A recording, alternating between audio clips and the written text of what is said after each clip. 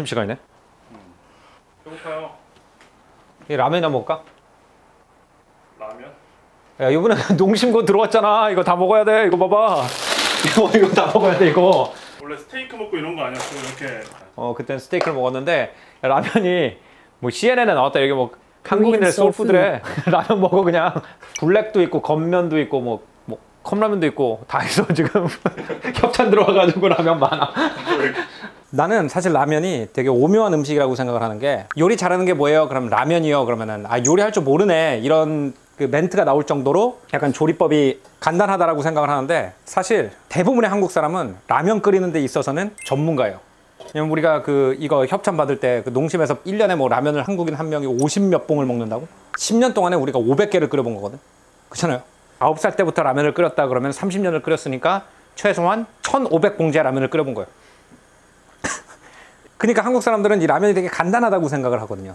1500번 끓여봤기 때문에 그냥 눈짐작으로도 냄비가 이 정도 크기면은 물을 딱 이 정도 넣으면 되고, 면을 넣었을 때 물이 어느 정도 올라오면은 살짝 버려야 되고, 어느 시점에 수프를 넣어야 돼야 맛있고, 그게 다 자기 입맛에 맞게 정확하게 조리법이 다 있어요. 그래서 두 가지 묘한 현상이 일어나는데, 첫 번째는 남이 끓인 라면보다는 자기가 끓인 라면, 아니면 자기가 어렸을 때 엄마나 아빠가 끓여주던 라면, 딱 여기에 입맛이 다 맞춰져 있고, 수프를 어느 정도 뺀다든지 30초 더 끓였다든지 이런 거에 되게 민감해요. 그리고 두 번째 라면이 가지고 있는 특이한 점은 뭐냐면은, 브랜드를 잘 못 바꿔. 사람들이 천 몇 번이 이제 연습이 돼가지고 딱 보기만 해도 어느 정도 끓었고 이게 물이 제대로 들어갔나 다 이렇게 확인이 되거든요. 자기가 어렸을 때부터 먹던 라면은. 그래서 라면 집안들이 있더라고요. 피디님은 뭐예요? 저 약간 너구리파. 너구리? 너구리도 괜찮죠. 우리 집은 원래 옛날에 200냥 이런 거 들어봤어요? 옛날에 라면 값이 200원이어가지고 200냥이라는 라면이 있었는데, 값이 200원이었어요? 네. 그 다음에 이제 300냥으로 바뀌었어요. 그게. 그 다음에 이제 신라면이 한 80년대 후반? 그때 나왔는데, 그때 우리 아버지가 막 캠핑 좋아하고 막 엄청 좀 마초 하셨거든? 근데 이 신라면 광고에 꽂히신 거예요. 사나이 울리는 농심 신라면. 사나이 울리는 신라면. 내가 그때 9살 때인가? 그때 이제 신라면으로 스위치를 했고, 그때부터 이제 쭉 신라면을. 나는 거의 FM이에요. 면하고 야채 스프. 확실히 뭔가 좀 건더기가 좀. 아무래도 비싼 거니까. 유학 시절에 핫플레이트 하나밖에 없고 냉장고가 없는 방에서 살았기 때문에 집에 달걀이라든지 파 같은 게 없었어요. 순수한 퓨어한 라면의 맛. 근데 파만 살짝. 그래서 이제 유학생들 같은 경우에는 다 엄마 아빠가 옛날에 미국에서 라면 구하기 힘들 때 막 라면 몇 박스씩 넣어가지고 오던 그런 추억이 있거든요. 그래서 난 이 정도면 다 된 거예요. 내 입맛에는. 딱 요거 풀어지기 전까지.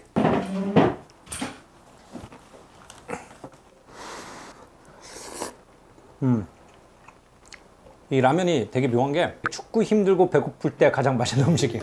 나는 계속 그게 좀 신기했어요. 한국인의 소울푸드인데 인스턴트 라면이 들어갔다.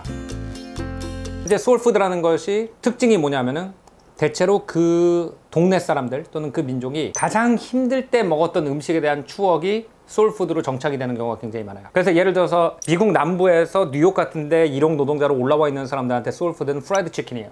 그 프라이드 치킨을 먹은 이유도 약간 우리나라 부대찌개랑 유래가 비슷해요. 그러니까 백인들이 좋은 부위를 다 먹고 살이 조금 붙은 뼈만 흑인들한테 니네 이제 뜯어 먹으라고 준 거예요. 그러니까 이걸 그냥 먹기에는 좀 위생적으로도 그렇고 보기도 흉하고 이러니까 그 위에다 튀김옷을 입혀가지고 그냥 다 튀겨버린 거죠. 그거를 먹을 수 있게 만든 거에서 남부 흑인들의 소울푸드인 프라이드 치킨이 유래했다. 그러니까 그것도 힘든 시절 음식이죠. 그리고 또 하나, 이탈리아 음식점에서 요즘 가면 되게 고급 음식으로 나오는 폴렌타라는 음식이 있는데, 이거는 2차 대전 때 이탈리아의 에밀리아 로마냐라는 지역에 무솔리니와 히틀러에게 우리 지역을 절대로 내줄 수 없다 라고 하는 반군들이 산속에 들어가가지고 이제 일하고 있는데, 그럼 그 사람들이 몰래 저녁에 내려오면 그 많은 장정들을 갖다 조그만 동네에서 동시에 연기가 나오면 이제 나치들이 와가지고 뭐하냐 물어보니까 가장 적은 양의 불을 떼가지고 만들 수 있도록 옥수수 죽 같은 걸 만들어가지고 걔네들한테 나눠줬던 게 폴렌타래요. 근데 폴렌타가 지금은 이탈리아 중부 지역에 약간 소울푸드처럼 됐단 말이에요. 그래서 둘 다 그 공통점이 뭐냐면 굉장히 어려운 시절에, 힘든 시절에 먹던 음식.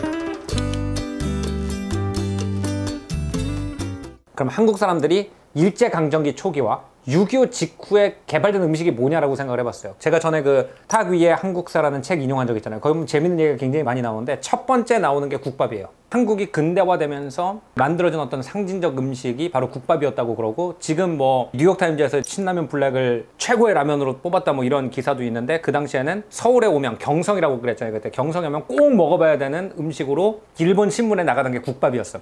그러니까 그때 국밥이 지금의 라면과 굉장히 비슷한 역할을 했다는 거고, 사실 생각해보면 형태가 굉장히 비슷해요. 그러면 왜 국밥이 생겼느냐에 대해서 얘기를 하는데 이렇게 얘기를 하더라고요. 우리나라가 급속하게 근대화가 되면서 일용 노동자들이 이제 경성으로 와가지고 노동을 해가지고 먹고 살게 되잖아요. 그럼 이 사람들이 혼자 와 있으니까 집에서 밥을 해 먹을 수가 없어요. 좁은 공간에서 많은 사람들이 빠르게 먹고 나갈 수 있게 하는 게 무엇이냐라는 고안에서 이제 국밥이 만들어졌다라는 거죠. 뜨거운 국물에다가 밥을 말아주면 일단 국 안에 밥이 있으니까 밥을 먹으면 배가 차고, 짠 국물로 미네랄을 보충하고, 춥기 때문에 따뜻한 국물을 먹어가지고 체온을 올리고, 이걸 갖다가 동시에 해결할 수 있는 음식이었기 때문에 국밥이 아마 그때 엄청나게 서울에서 유행을 했을 거고, 여기저기 국밥집이 나오고, 국밥이 심지어 이제 외국 신문에 경성 가면 꼭 먹어봐야 되는 독특한 음식 문화다 이렇게 나왔다고 해요. 근데 이제 우리가 그 한국 전쟁을 겪으면서 음식이 절대적으로 모자르게 되고, 구할 수 있는 음식이 대체로 미군 PX에서 흘러나온 음식들 또는 미군들이 구제품으로 주던 음식들이었던 그 힘들던 시기가 있잖아요. 그 국제시장 초반의 시기. 그때 보면 대체로 뭐 캔 옥수수, 스팸, 소세지 이런 거가 전통적으로 한국 사람 음식의 입맛에 너무 느끼하고 안 맞는 음식인데, 이걸 어떻게 우리의 입맛에 맞출까라는 어떤 그런 실험에서 부대찌개가 탄생하는 거잖아요. 남부 흑인들은 튀김이라는 걸 선택을 했다면 우리는 매움이라는 걸 선택을 했다. 전 이렇게 생각을 해요. 개인적인 의견입니다.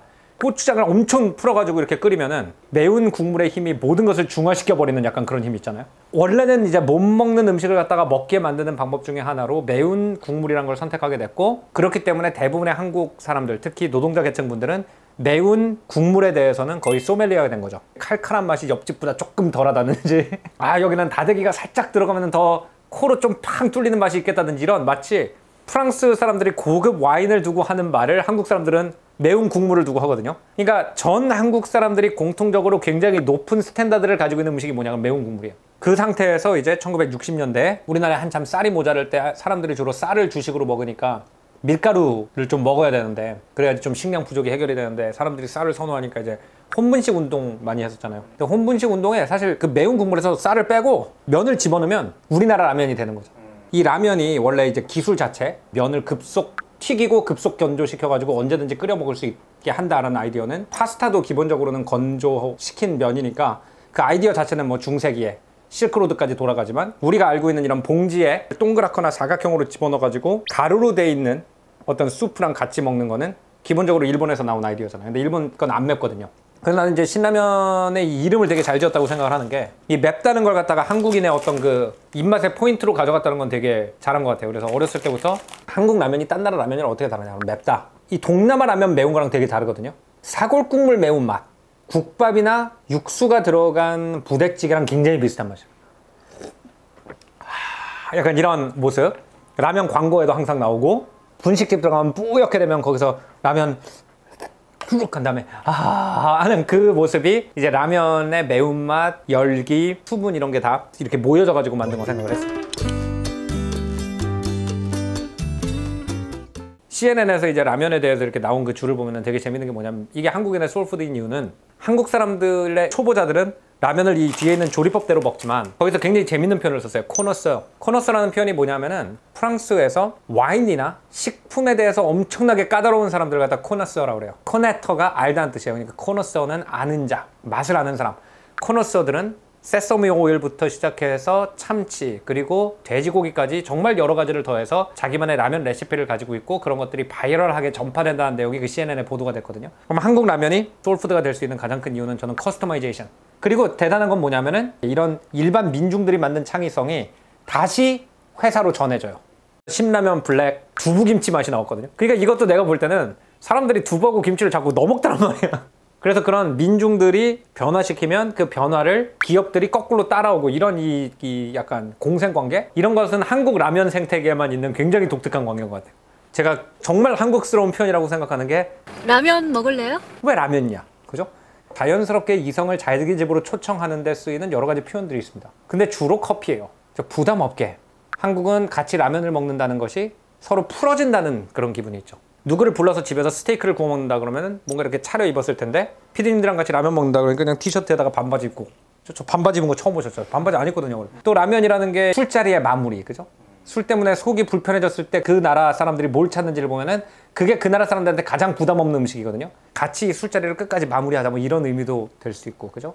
그래서 그 라면 먹고 갈래 하나가, 라면이 한국 근현대사에 가지고 있는 의미를 갖다가 다 가지고 있는 거예요.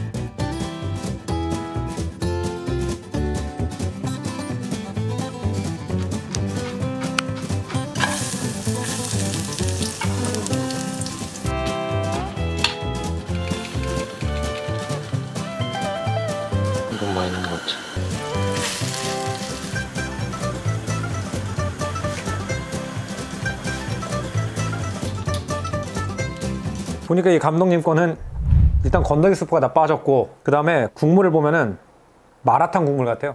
여기다 이제 그 페퍼론치노 고춧가루를 갖다가 올리브 기름으로 볶아가지고 넣은 다음에 국물을 이렇게 올려가지고 위에 고추기름 같은 게 살짝 떠 있어. 그리고 아예 건더기 스프를 하나도 안 넣네. 매워. 들깨 수제비를 무지하게 맵게 먹는 것 같은 느낌. 그러니까 들깨 수제비에다가 고추기름이랑 다대기를 잔뜩 넣어가지고 먹는 약간 이런 느낌. 괜찮네. 술 먹을 때 자주. 술 먹을 땐 괜찮겠다. 이 라면이라는 것이 이 한국 문화에 끼친 영향, 우리나라 문화에 대해서 시사하는 법, 이런 거에 대해서 이제 생각을 해보면, 앤서니 볼데인이라고 미국에서 전 세계 요리 먹으러 다니는 쇼 하는 분이 계셨어요. 얼마 전에 이제 돌아가셨지만. 근데 앤서니 볼데인이 한국에 왔어요. 진짜 한국의 정서를 알기 위해서 두 가지를 경험을 하고 갔습니다. 하나는 뭐냐면요, PC방에 가가지고 짜장면을 시켜 먹었고요.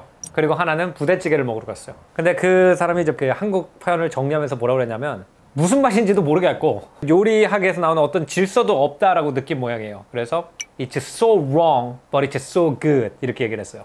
So wrong, 맞는 게 하나도 없다. 공식에 맞는 거나 깔끔하게 정돈된 거나 앞뒤가 딱 맞아 들어가는 논리적인 느낌은 하나도 없는데 먹으면 그냥 좋다. 그게 아마 이제 그 한국인들이 라면에 대해서 느끼는 것, 그리고 공식이 없기 때문에 그 안에서 너무나도 많은 그 창의성을 발휘하면서 우리만의 코드를 만들어가는 것. 많은 라면이 있지만 이 신라면 같은 경우에는 그 매운맛이 중심이 됐기 때문에 그런 결과 조금 더 맞는 그런 라면이라고 생각을 했습니다.